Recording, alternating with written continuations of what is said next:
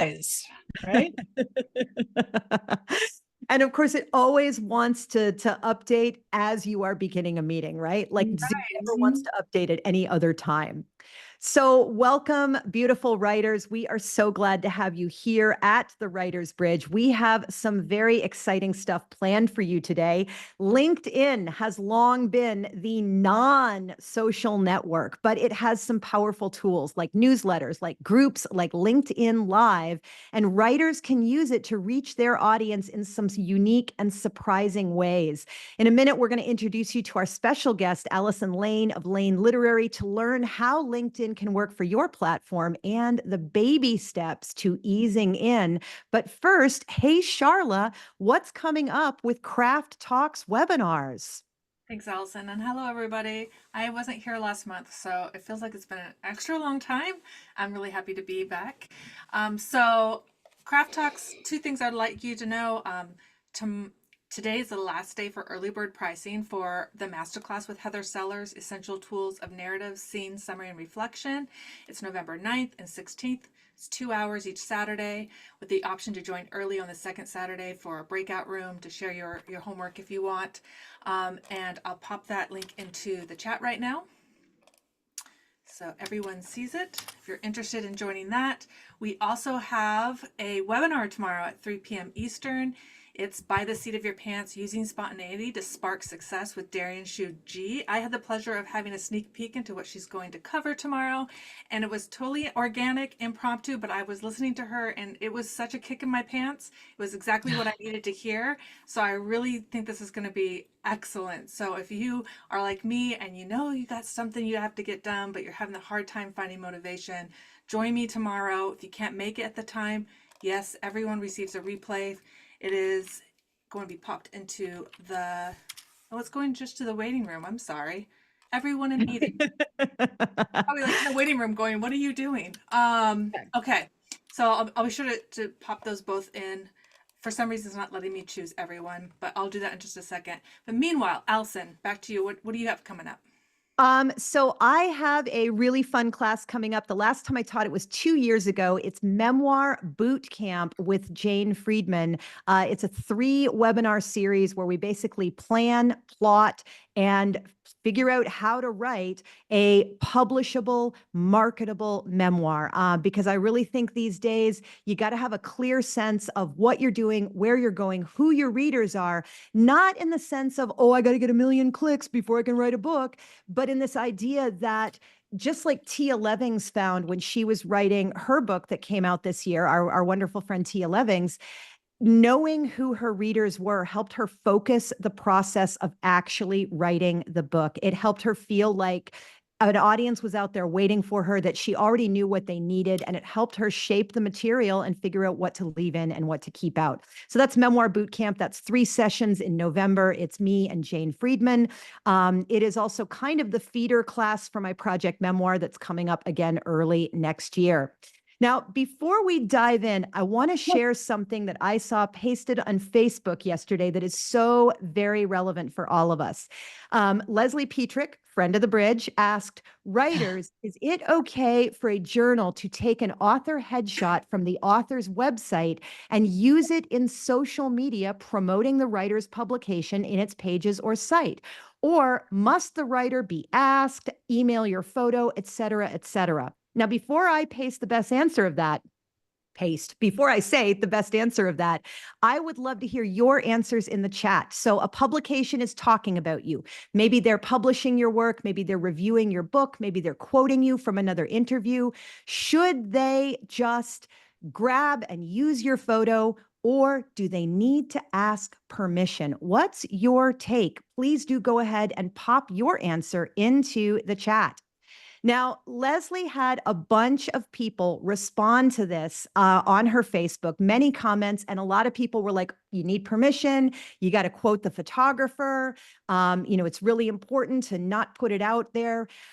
The best answer I saw was from a small publisher named Andrew Gifford. And what he wrote was, so we ask all of our authors to have material for the media and others on their contact page. And that's just good marketing practice. And it's common practice not to ask permission because it doesn't make sense to do so in many cases. You need a high-res headshot, a high-res cover of your book if you've got a book out, your short bio, and ideally a press kit, which if you've got a published book, your marketing team will help you with that. They should be out there for everyone to grab if they want it. The old marketing rule is that for every outlet that asks for these materials, 10 of them saw that those materials weren't there or weren't easily attainable, and they moved on to the next author. For example, a listicle at the Millions or LitHub, not having those materials available on your contact page pretty much guarantees you lost your spot on the list. You won't always know if you're on that list for editorial reasons because the author can't say or promise you're going to be on the best books of winter, because sometimes the books on those lists get shuffled around or they get replaced or they get removed. Other people who won't ask your permission but need access are the trade publications, Publishers Weekly, Library Journal. If Library Journal wants to assign your book for review and they can't easily grab your photo or cover, they will move on to an author who does have that material available. If NPR or someone is doing a really quick 3-minute review, they will nab your cover without your permission. If they have to ask, they probably won't because there's many other authors out there.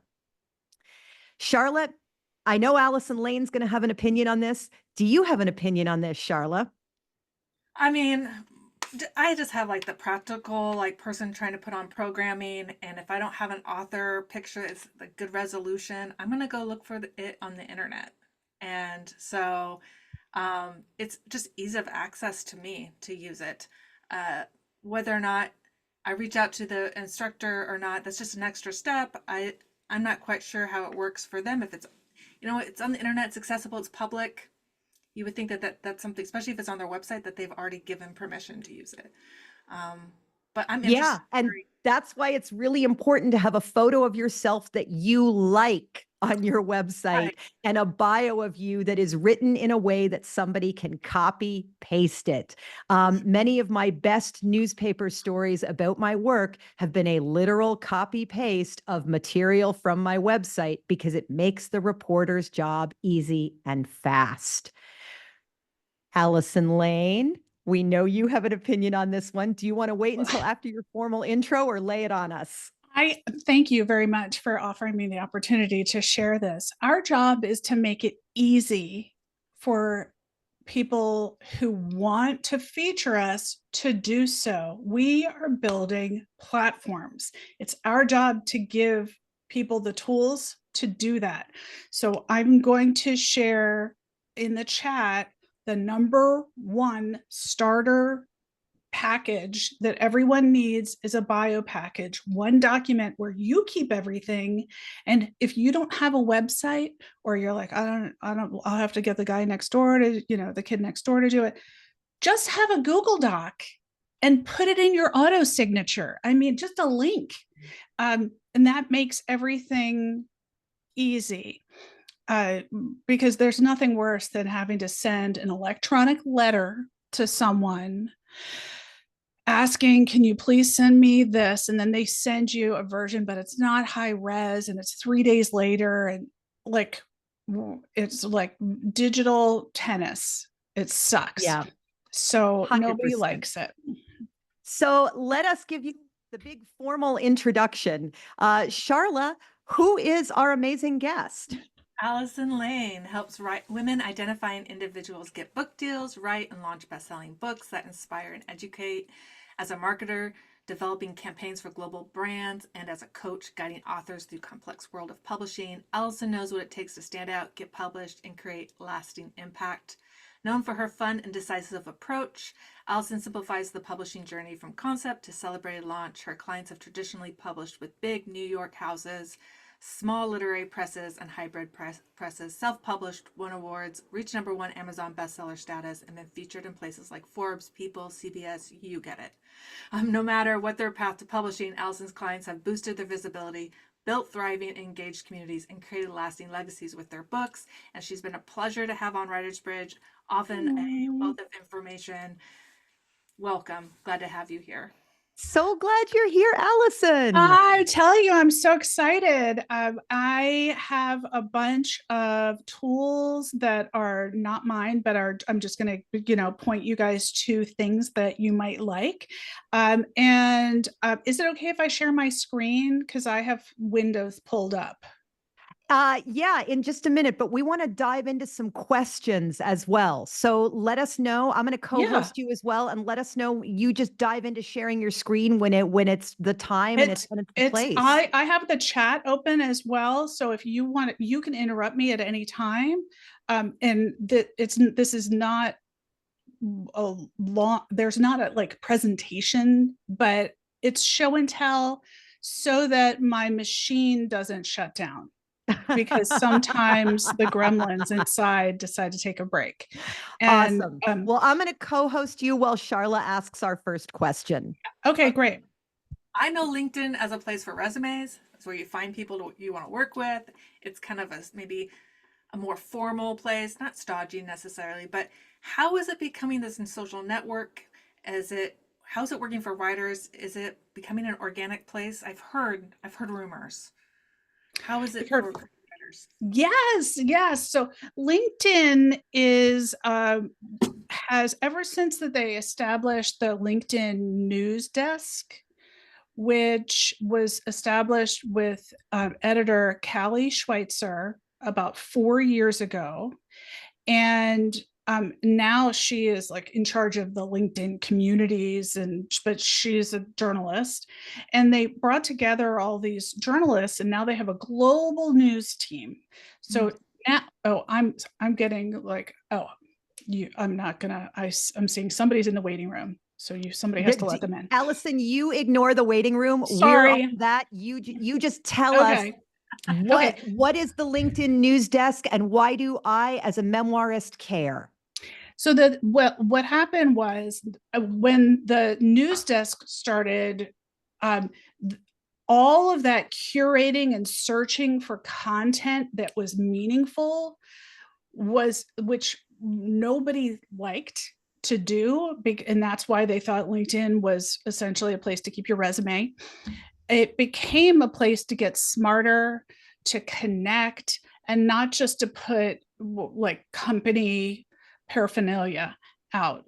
And now with the LinkedIn really investing in what brings people together, and they're taking the best of other social networks and incorporating them in a way that's true to their mission. So I'm going to share with you how you can build your visibility, build your platform, Air Bunnies, connect with people, build collaborations, approach people for partnerships who don't know you and who have massive or status or little status. I would say I have little status, but I ask everybody and they always say yes. So I think that LinkedIn is about making choices, because it's like saying, go buy something on the internet. It's too big. So today I'm going to give you 4 choices. That's it. And I'm going to ask you to take action after I walk you through these. Next question. I feel like I'm on the hot seat. I like it. Okay. So Allison, I want to get started on LinkedIn. In fact, in 2 weeks, I'm having another conversation with Jane Friedman to get her take on this same subject. Those of you who are getting interested in LinkedIn, you probably want to watch that one too. It's free as well. What kind of engagement should I do on LinkedIn, and what can I expect? Am I posting? Am I doing short text? Am I doing long text? What do I actually do on LinkedIn? Okay. I have to share my screen because I'm answering all these questions. I've anticipated all of this. And okay. So Allison, we're going to throw it to you. You do the share screen thing, and we will jump in with questions as needed. Do it. Okay. Here we go. Okay, everybody should be able to see the little title page here, We which sure do. is amazing. And I cut and pasted from an email that Allison sent me. So there we go. Okay, so you already know me, but FYI, I'm Allison Lane, and I'm really here to help. I am an expert in PR and marketing, and I led global brands for 25 years before I jumped ship and devoted myself to helping authors get their work in the world. So I give away a lot of stuff, and I want you to use it. Also, I want you to connect with me. You can hold up your phone and scan this baby. I just made this on Canva, which is free, like 15 minutes ago. So please, and I'm going to show you later, but connect with me because I can certainly point you in many directions. Sometimes I reach out to people who I think should be on LinkedIn, and they're like, it's like they've abandoned ship. Like, well, then I can't make a connection because I was thinking of you. So don't be absent if you've already staked your claim there. Okay. LinkedIn, like building platforms everywhere, is about being clear about your goals and then positioning yourself to stand out. Building a platform is about standing out to the people who already are looking for you. You are not a hunter and they are not prey. So we do not hunt or target people because it is aggressive, and none of those words means connection. We're not selling, we're serving. So we need to get specific about how we can stand out so that we can serve people. And one of the things I hear most often is, I want to build my Instagram following. Well, no one's following. No one's like, following means that you're not paying attention to them, and that they're looking at you and you're doing something else. That's what I think of as following. A connection happens when there's engagement. And so when we think about social, and this is true of LinkedIn, organic growth is slow and it is unreliable. And the biggest mistake writers make is that they say, I'm posting all the time, and people aren't sharing my stuff. Like, well, your friends on Facebook are other writers. So even if they shared, their family and friends or the other writers that they're connected to are not your audience. So you have to go where your audience is, and LinkedIn makes it really easy to do that. Instagram does not make it easy to do that. Instagram is a awareness tool. It's not an engagement tool unless you're posting reels, but that's a different conversation. So Allison, our job, Allison, I'm going to dive in here. Yeah. So how do I know where my audience is on LinkedIn? So I open up LinkedIn. Me personally, I like open it every now and then. I go, oh my goodness, I should be doing something on LinkedIn, but I don't know what it is. And then I close LinkedIn again and like notice that I knew some people from college. oh, okay. Well, Where I'm do about I to show you. find the audience? Yeah. So our job is to use the tools that are designed to amplify our voices, right? And I think people have heard the, LinkedIn voice badge. They're thinking of people as voices. That badge actually went away a couple of weeks ago because people were working the system. But LinkedIn wants you to find where you can do the most good. So people think of LinkedIn as their profile. And I'm just going to show you a bunch of screenshots, and then we'll dig into my LinkedIn. And that your profile will attract people, but nobody's looking for you. So you have to leave your house or your profile in order to reach people. There are 4 ways I'm going to talk about today: events, newsletters, groups, and then LinkedIn news. All of these are available free. The thing is, we have to use the tools that are designed to grow the platform. So first things first, in the upper left-hand corner, you see the search bar. So you should know what the keywords are that relate to what you write about. So, for instance, if you write about prison reform, another term might be social justice or incarcerated parent, which I myself had. And trigger warning, my father killed his girlfriend when I was 11. So I talk about that openly. And, if I was writing about that, I would search for that, or I would search for broken prison system or lots of other terms, but you have to do the keyword search in order to find the groups, the big voices, and pull those together. So number one, use search. On any homepage, when you land on LinkedIn, there are 4 things I'm going to point out today, and arrows point to them.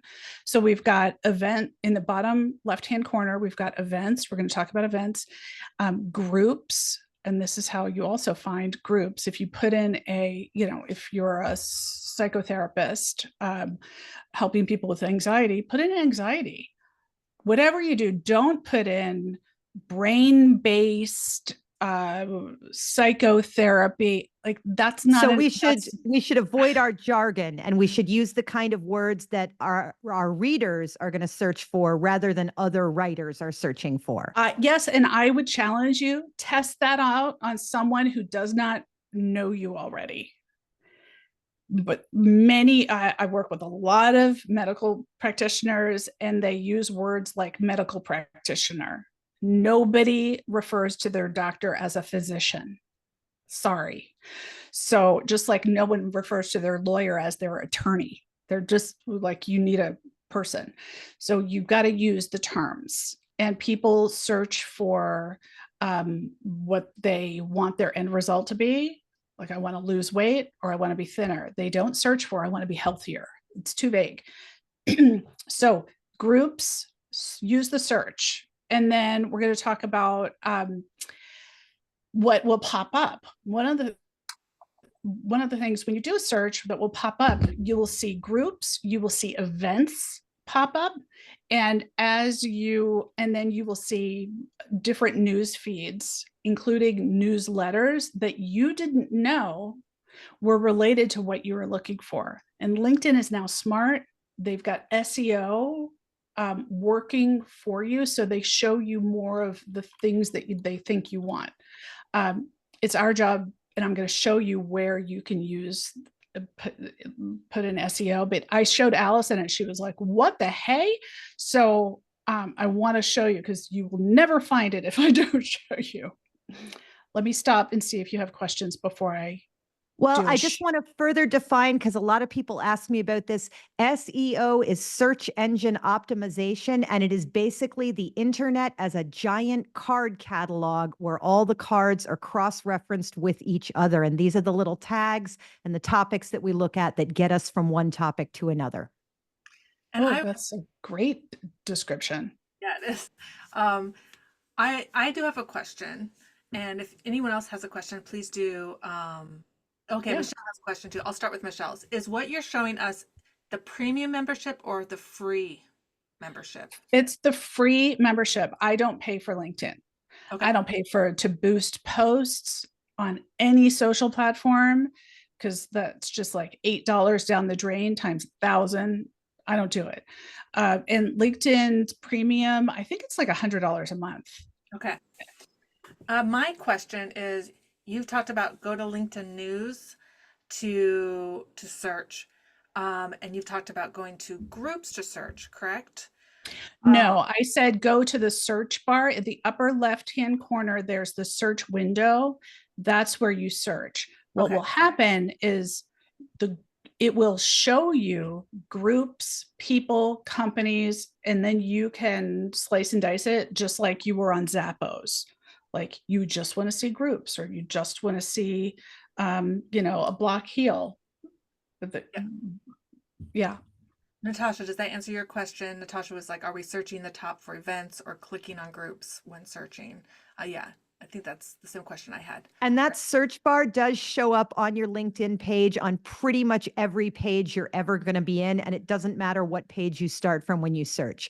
So, Allison, you have us going on LinkedIn. We are searching using normal everyday words for the topics that we're talking about so that we can find readers and communities rather than writers.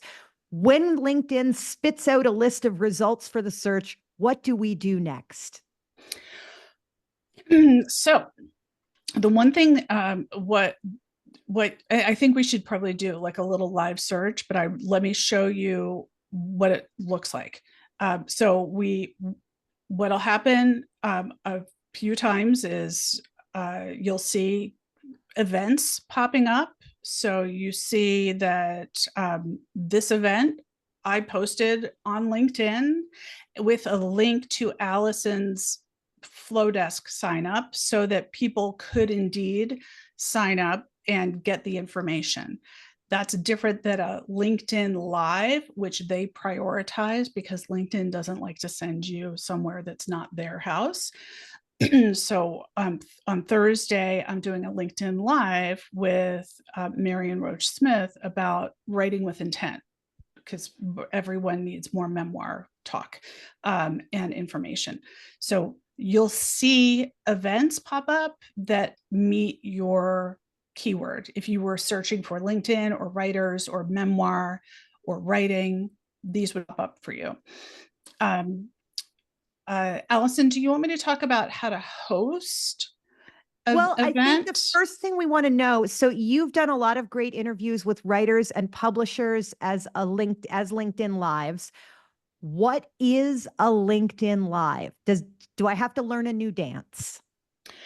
Oh my goodness, it is going to feel like it. And if anyone is thinking, I would love to do a LinkedIn Live, before you host one, get in touch and I'll host one for you, because the technology is such a pain in the tuchus that So they give you. it sounds like LinkedIn Live might not be the first thing we want to do when we first start connecting on LinkedIn, but I think it's like having a someone live. else host your LinkedIn Live, host Mhm. you, so much easier. But the setup requires you to have something. It doesn't require you. They give you the options to do something else. But as someone who's tech challenged, it doesn't work. So what you really need is StreamYard. And Okay. that then creates the back end for you to host and present, and it's automatically integrated with LinkedIn. So it's Okay. easy So sneezy. You would need that. let's back up a little bit from LinkedIn Live. Can you share your other screen for us, Allison, and show us an actual search that you might do Yep. and show us what that search looks like? And we have some questions about connecting with other people too that we'll get to when when we know what that search looks like. So show us what a Yep. search looks like and what are you actually going to do in terms of that search? Okay. Can everybody see my screen? You can see that we're going to look at a bunch of LinkedIn's. Okay, so if I'm going to do a search for anxiety.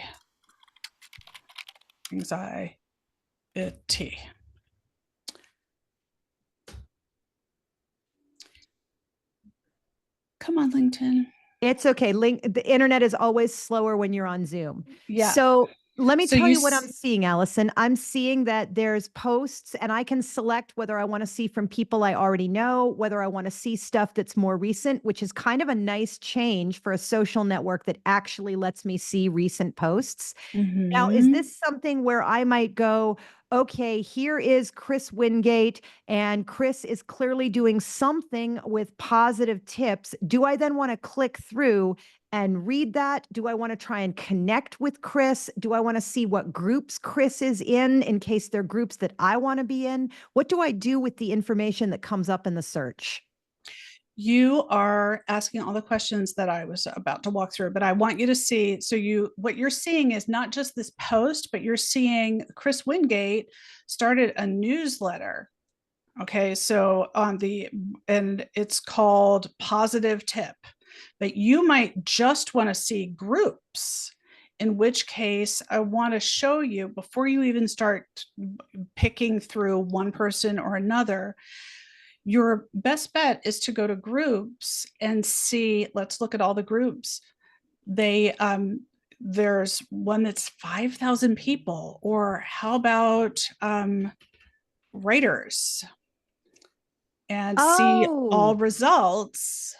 and so Allison, what Writers I'm and seeing, authors is 522,000 members. Okay. and so what I'm seeing, Allison, is that these are the kind of things where when we're writing a memoir proposal or we're trying to determine who is the audience for our memoir, these groups are very often the people who are interested in that topic, where we can start joining those groups, seeing what they're talking about, seeing if those questions inspire us, seeing if there are other people in the group we want to connect with, and eventually sharing our own work. Like, oh, hey guys, I just wrote this article that addresses a topic that our group talks about all the time. Maybe some of you want to go read it. Is that accurate? Sure, yes. And these groups are usually quite large. So writers, yes, you can connect with people like you, but I think that the thing that people want when they want to build a platform is to connect with people who need what they're sharing. So wellness. So if we're looking for health and wellness, if you're writing about gluten-free cooking, like our friend Stephanie Weaver is, and um, childhood memories, you might want to be in this health and wellness networking group, because these are wellness professionals, but they're also, nutrition. If I click on this, I'm sure we'll see nutritionists and uh, like integrated health practitioners. So there's, and strangely, they don't prioritize them by size, so you do have to scroll through. But you might be so you really want to take a look, and you can reverse engineer this too. You can instead of groups, you can look at people. And I do not do that thing. So if I wanted to, let's see,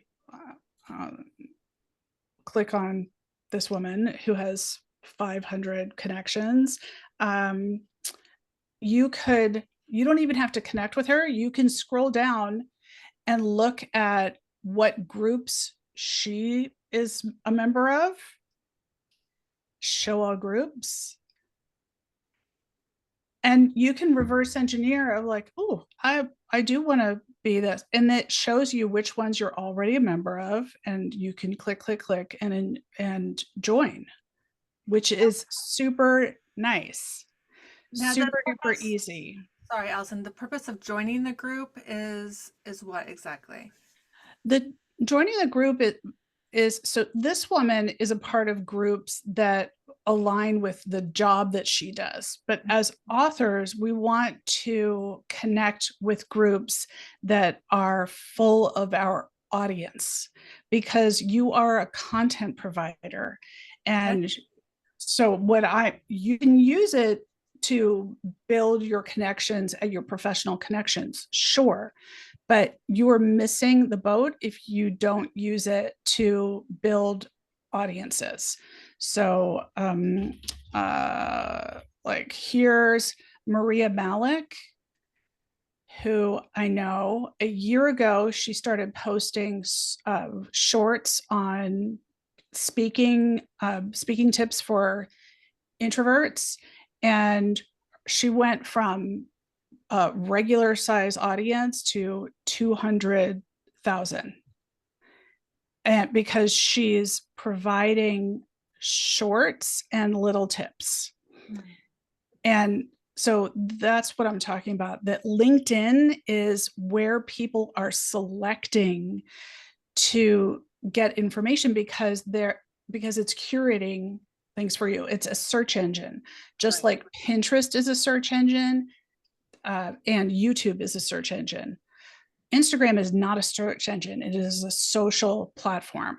Is the goal to get, of course, is to communicate, but is also the goal then, you mentioned numbers, to have people start following you? Once you get to a certain number of connections, you max out at 5,000 and you can't have connections anymore. You can just have followers. Okay. Okay, so let's take a look at Rebecca Grunvignog, who's a client, and she came to me and said, you know, I have 12,000 followers, and she works at the World Bank, but I want my book on love and economics to get published. And I said, well, but you're not connecting with anyone. You're not giving them anything that they can connect to. So she needed a newsletter. And the great thing about newsletters is that when you establish one, all of your connections are shown the newsletter, even folks who haven't looked at your content or have elected not to see your content for years. And LinkedIn shows your newsletter to people who you're not connected to. Is newsletter, sorry to interrupt, is newsletter an option in LinkedIn, or is it could be a Substack newsletter, or is it? I'm talking about a LinkedIn newsletter, and I'm going to show you how to create one. And the great thing about the LinkedIn newsletters is, and this might blow your mind, on average, 20% of the people who follow you will subscribe to your newsletter. So if you have 2,000 connections, you can expect 500 people to automatically subscribe to your newsletter. And there's a particular way to set this up, but I'm going to show you. So probably everybody remembers back in the olden days, you could write an article on LinkedIn. So you go to a post and you have a couple choices. You can just add, like a video. So or Allison, photo. is this what we think of as a social media post? Like we're going to write something up just the same way we would write it on Facebook. Yep. Awesome. Yep. Okay. So show us how a newsletter is different. Yes. So so you go down here where it says rewrite with AI, which I never do because I have things to say, or you can create an event, this is your entry into everything. So you can post, you can create an event. I never celebrate an occasion. You click more. You can create a poll, and polls get a lot of engagement. You can add a document, which I literally never do. You can find an expert. And so what you can do here is you start writing, or you can, it's trying to upload. Sorry, go ahead. A quick side trip here. We've had a number of fiction authors say it feels like the subject search is very targeted towards nonfiction authors. What happens with fiction? Is this a place where you can find readers for your fiction? Not only can you find readers for your fiction, people are sharing.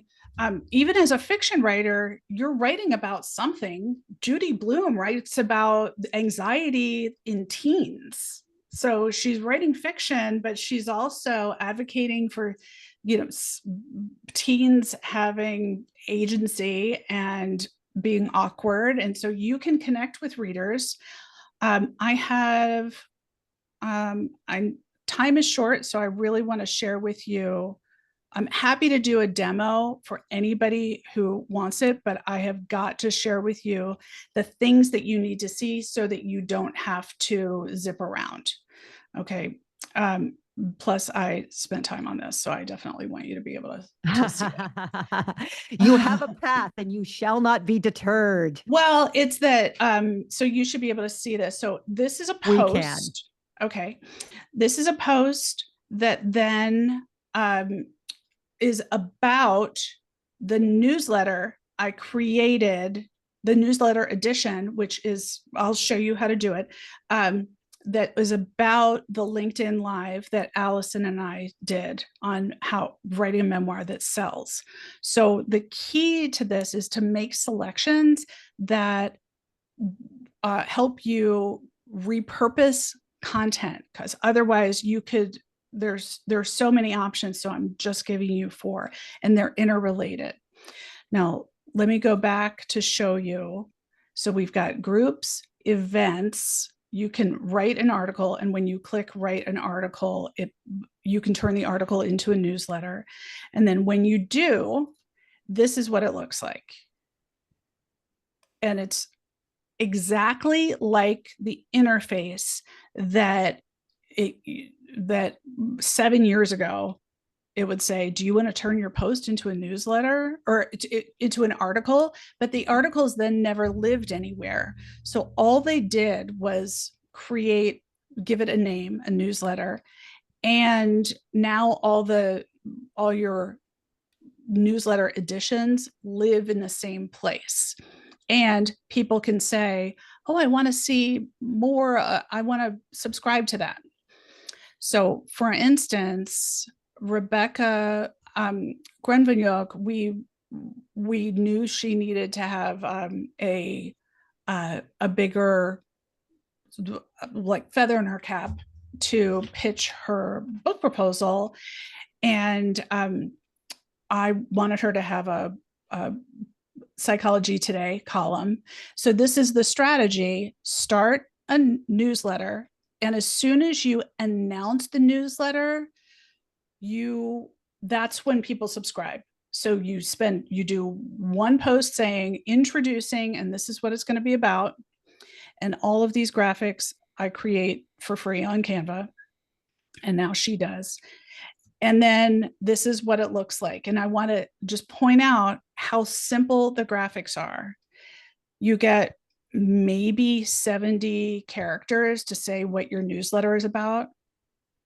And then each newsletter edition itself has a very, very simple, no graphics needed image that's the size of a thumbnail. Because once you see these on LinkedIn or on your phone, the images are so small that spending time designing anything that makes the text unreadable is a colossal waste of time.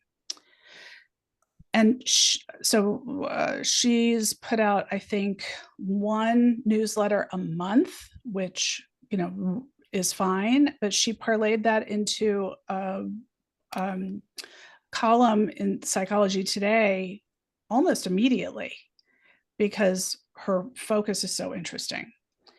And so anyone can do this. And the great thing is, and I'm going to have to show you this because it won't let me take pictures of it or screenshots of it.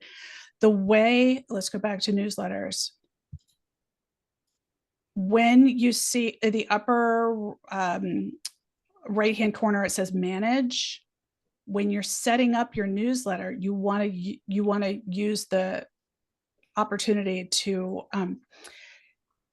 input some words into the little tiny SEO window that you would never know is there unless I show you. So right now I'm going to show you because it is such a pain in the derriere that they put it like this. Share screen.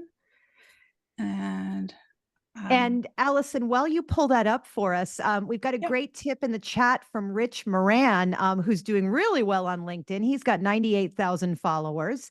Awesome. Rich suggests post every Tuesday and find a unique voice. And Rich's unique voice is stop doing stupid shit.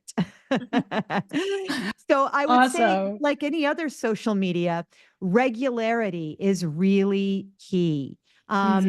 So I think it's going to be really helpful. Now, we've got a couple of newsletter related questions. Sarah asks, what if we already have a newsletter on a different platform like Substack? Should we be posting the same material, different material, linking from one to the other? What do we do in terms of sharing content across platforms? So what LinkedIn will allow you to do is insert 2 links into one article.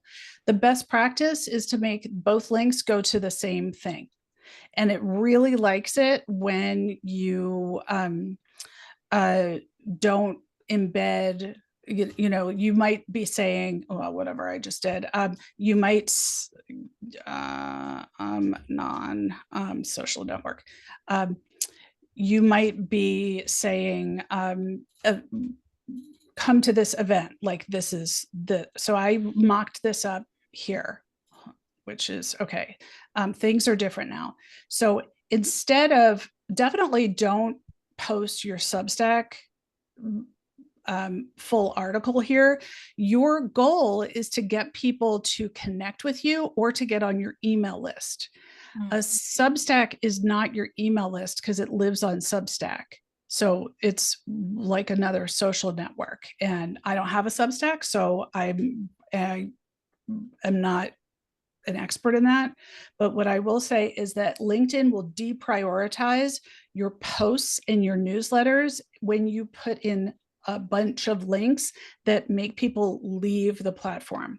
That's true of all social media and social worlds. So if you have an established newsletter and you let it, go fallow, start a new one. Because then you get the opportunity to establish it again and get in front of people that, to remind them. So what I recommend is, and they give you all of this, but you have a headline, which, you have a heading, you get 2 subheadings, and then everything else is normal. Okay. And you can, and then once you're so all I did was, let's see. Yeah, this is all I did. So I imported a photo, and just to show you, it doesn't have to be long. It could literally be 200 or 100 words to say this event is going to happen. But to use the SEO, you want to come up here to manage, and then they hide it under settings. So you click on settings and you put in the SEO, the title. And I always use the title. I don't create a new title for this. But here's the thing that nobody uses: the SEO description. P.S. I did not write this. I asked ChatGPT to write this. I put the content that's already in the newsletter into ChatGPT, and I said, please give me a SEO description that's about 140 characters. Because it's asking for something that if I don't give it this, it's still going to create an SEO description. So I'm just asking ChatGPT to create one. And this is key. You've got to use this type of tool, and click save, and add, credits and captions, because those are also searched for keywords, as well as, this photo that I inserted of Allison's book. I added the caption because I want it to, it's a way of kind of gaming the system, because it's still scrubbing, like combing through the article to look for keywords. Can you show how to add the caption real quickly? Yep. Let me add another picture so that it'll show you.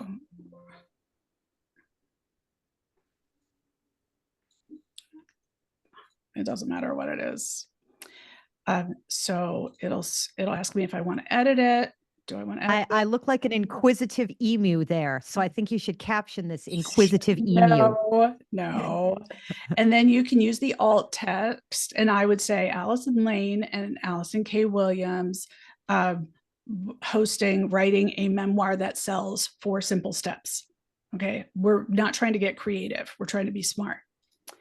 And then you could always do a link to the event so that, because this event is still up on LinkedIn, you can go and watch this, right? So once you put that in there, then it says add a caption, optional.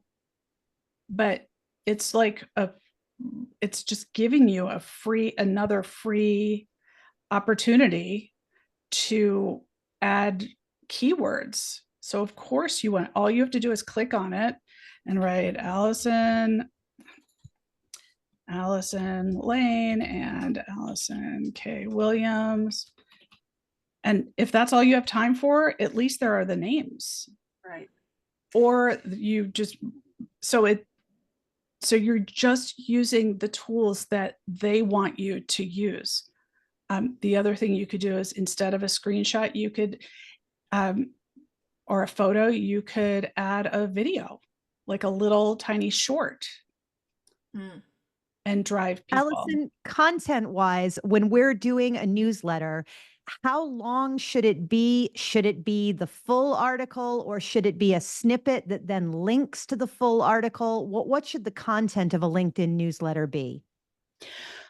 The article is the newsletter. So like when I'm saying, let's go to another one. So all of these newsletters, they are the article. Okay. They're an article you write, and it could be like Rebecca's tend to be a little bit longer because she's essentially a researcher, but usually mine are about 250 words, which is scrollable. And then you post and say, hey, this newsletter's up, here's what it covers, and you write a caption about it. So this is how I understand it. Correct me if I'm wrong. You make a post, you choose to write an article. The article is posted on your page, but it's basically compiled in what's called a newsletter, which is a list of every article that you posted. Yes, your newsletter or your newsletter edition. So your newsletter might be Sharla Rocks, and then every week you have a different post that is in article format, and those are your newsletter editions. Yes. Okay. I think I'm starting to wrap my head around this. I know. Well, they make it so hard, and there's no how-to, which is kazoo.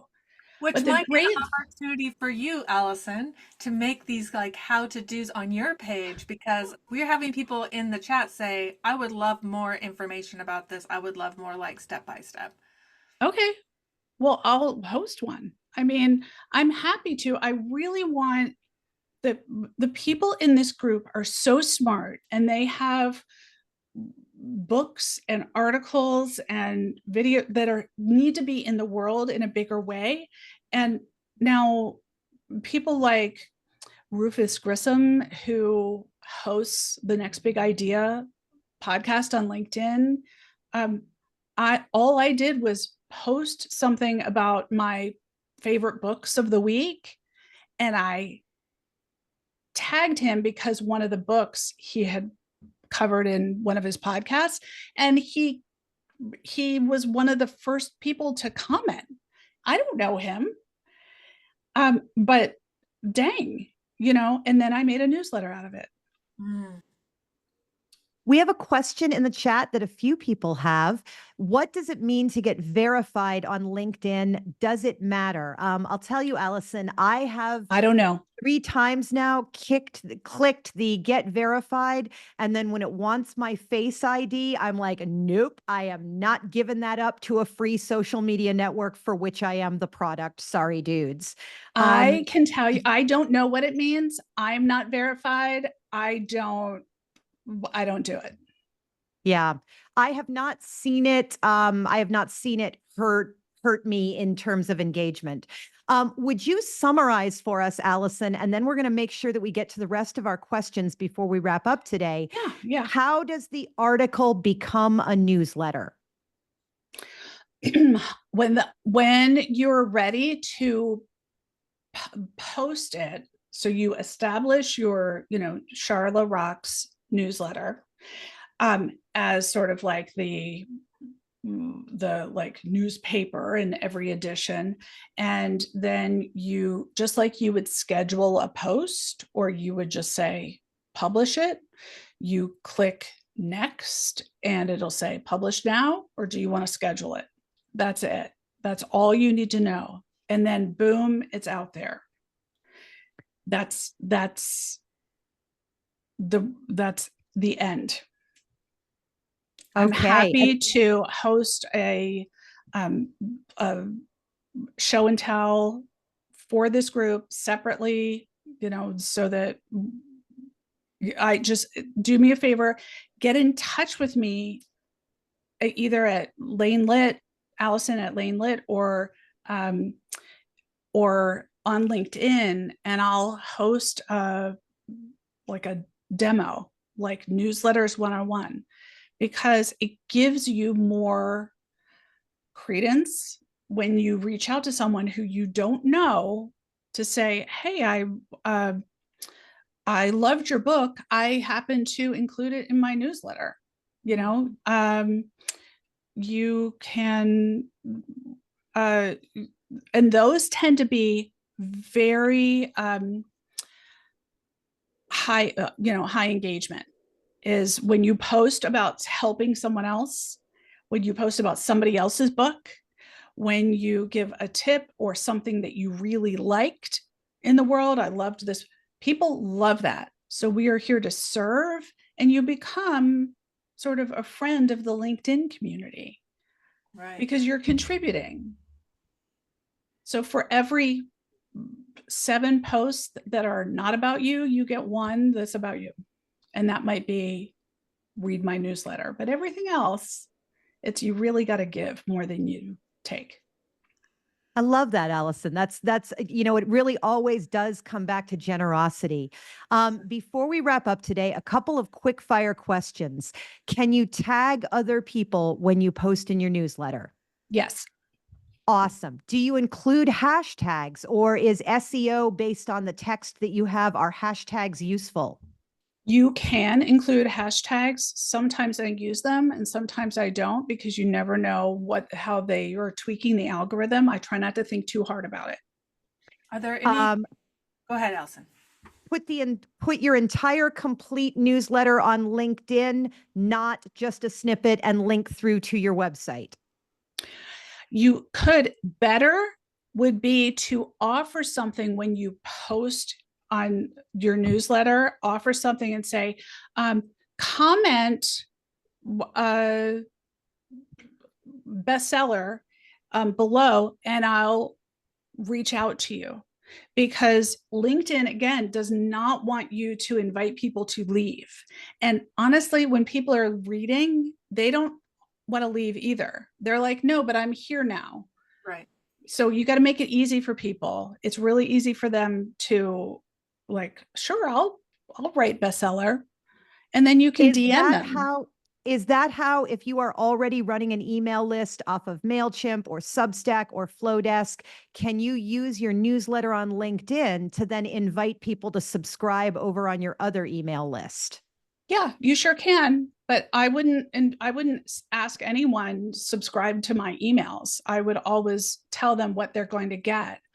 Awesome tips on getting published, helpful invitations to connect with other writers. Nobody wants to sign up for more email. There's not a benefit to the email. So you got to be really specific about, are you going to send me fun cat videos? Because I would love some. I don't have a cat. That's what we want. Yes. How much time do you think people need to be committed to doing this if they're on the fence whether or not they want to? The thing is, you don't have to be always available on LinkedIn. You write 150 words. The headline itself really writes itself. It's anything you want it to be. The graphics take 0 time because they're free and they're just text. And then you let it do its work.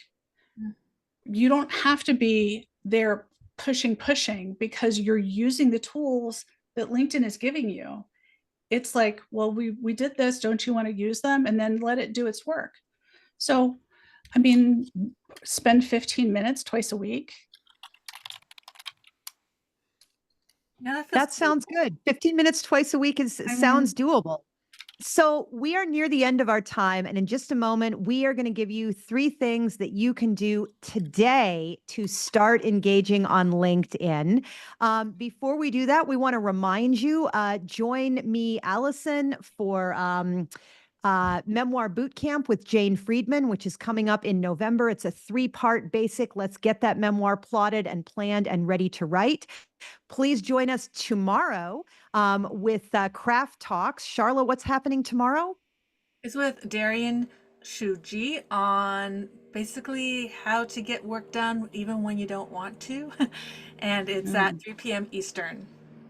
Fantastic. So, Sharla, what is one thing that you are going to do today to dive into LinkedIn, make your LinkedIn a little bit better, a little bit more exciting? Sure, yeah. I notice a lot of people are feeling a little bit like me, like, oh my goodness, I need to hire someone to do this, a little bit overwhelmed. But I think what I'm going to do is I'm going to do the search tool. I'm going to start there. I'm just going to see what other people are posting. I'm going to see the groups that are available. And I'm going just to sleuth a little bit, a fly on the wall. Love it. I am going to look at brevity blogs that I wrote more than 5 years ago and write miniature versions of them so that the content is already there and I can do it a little shorter, a little tighter, because my blogs are all like 900 words and I think a shorter length is going to do well on LinkedIn. And that's going to help me build a habit of posting on LinkedIn regularly without also having to come up with the content at the same time. Allison, what's your number one thing that we can do to move forward on LinkedIn today? Well, the first thing you want to do is clean up your profile, whatever is there. Most people have like 35 skills that they've accrued, and only 7 of them are relevant now. So if it says like great at filing papers or team management, like if that's not something you're doing, delete. This is not your digital resume. Also, Allison, don't go back 5 years. Use last week's newsletter and write an itty bitty, like 100 words, 75 words. People can only intake so much. So give them little spoonfuls. 5 years, that's creating so much work for you. I We have love to make that. I this love easy. that. So thank you everyone for joining us today. Allison Lane, who is an amazing literary citizen, please do reach out to her on LinkedIn or anywhere else. Her link to her website is in the email that you got with the Zoom link to get here. Please feel free to forward that email to any of your writer friends so that they can access our free archives on YouTube of all our past Writer's Bridge episodes. Please join us for Craft Talks. Please join us on LinkedIn. And remember, it always comes back to tiny steps and generosity. We want to share what we know, what we love, what we care about. We want to share it with the other people who know and love and care about the same things. And we want to do it in small, manageable bites. Please feel free to unmute yourselves for a glorious, joyful goodbye. Happy writing. Thank you, everyone. Bye. Thanks, everyone. Bye. Great program. Have a great Thank day. you. Happy writing. Awesome. Bye-bye. Thank Great you job, so much. Thank you so much. Eventually, you're going to put all these wave things together, right? And make a Bye. Is that why we do Video. this? That's a good video. Like, That's well, a good promo video for your workshops, guys. yeah, You that's can just do a screen grab. Can you screen grab it with a video? well with the movement. But yes, you Yeah. could definitely do that. We could totally do that. Hi, We're going to make it happen. Eileen. I love your Bye. writing. Like, oh, That was very useful. More Oh, work good. for us. It's a lot. It's a lot. I mean, More work.